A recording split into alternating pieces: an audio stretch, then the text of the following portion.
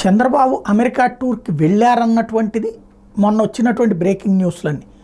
సాక్షి చూస్తే వెళ్ళారనినే ఇవాళ రాస్తూ చివరిలో ఆపారు అన్నటువంటిది.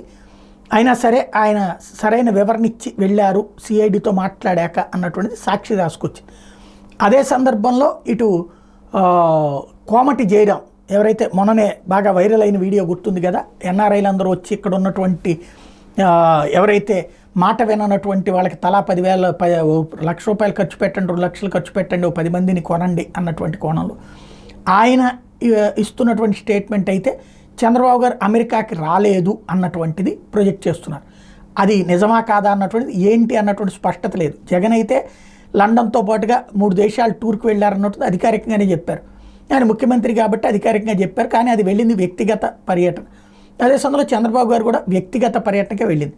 ఎక్కడికి వెళ్ళారు నెంబర్ 1. రెండోది వచ్చేటప్పటికి ఆయన వెళ్ళినటువంటిది మాత్రం ఈ ముఖ్యమంత్రిగా పదవి ప్రమాణ స్వీకారం చేశాక తను ఇక్కడ పాయింట్స్ ఏవైతే ఆర్థికపరమైనటువంటి అంశాలు ఉన్నాయో దాదాపు 1,00,000 కోట్ల వరకు సంక్షేమ కార్యక్రమాలు ఇవ్వాలి. అదే సందర్భంలో ఏవైతే ఇప్పుడు అప్పులు తక్కువగా తీసుకుంటూ అభివృద్ధికి సంబంధించి ఎట్లాంటి ప్రణాళికలు చేయాలి అన్నటువంటి దాని మీద నిపుణులతో చర్చిస్తున్నారు. అంతర్జాతీయ నిపుణులతో పాటుగా కొంతమంది ఆర్థిక నిపుణులతో చర్చిస్తూ ఉన్నారన్నటువంటి ప్రచారం జరుగుతోంది. వాస్తవం ఏంటన్నది తెలుగుదేశం పార్టీని చెప్పాల్సి ఉంది.